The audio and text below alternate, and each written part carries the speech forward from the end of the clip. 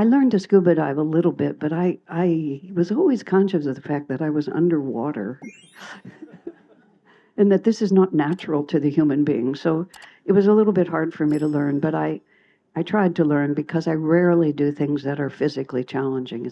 I live in my mind. So from the first year to the second year when I was supposed to be learning this, I was so nervous. I was so nervous the night before we were going to go diving again that I literally made myself sick. I had to actually call the doctor. I thought I was sick, but I wasn't sick. I was just so nervous. And then all night, pretty much, I'm lying awake staring at the ceiling, just praying for grace because I'm so scared. But I'm determined I have to do this because it was a rare opportunity for me. And in the middle of the night, I had the strangest revelation. I was living in the community I'm in now, and at that time there was a person living there who was not very attractive.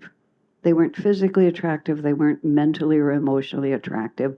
They'd had a very hard life, and they didn't have really positive magnetism, and as a result, they struggled. And I struggled with them because something about them was hard for me to love. And I was always conscious of the fact that I couldn't open my heart to that person. So I'm lying there wondering why Divine Mother is not comforting me. And this revelation comes, and then referred to this person. You were never kind to that person when they needed compassion.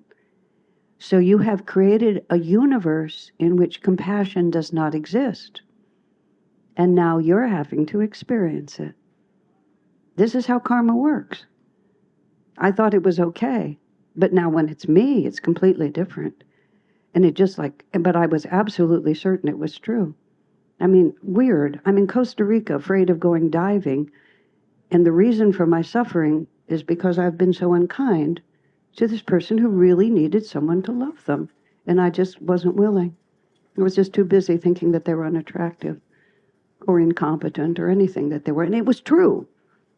It wasn't like they were a nice person or an attractive one. They weren't. But I just said, yeah, you're absolutely right. I went back and I was so nice to them. I just didn't know what had happened to me. But you experience the consequences of the energy you're putting out, and that's how you learn.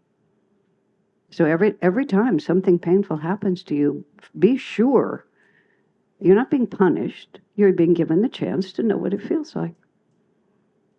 Just as simple as that. And then you decide, is this really the universe I want to create?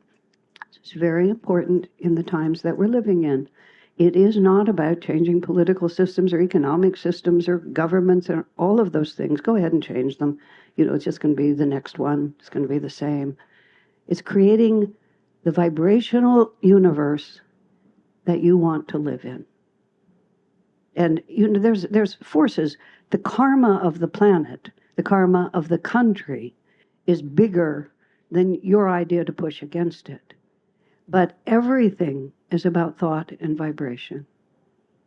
And every thought that you are thinking, every unkind thing that we do, every nasty story that we repeat, every sort of comfort we get from being superior to others, that's the universe we're creating.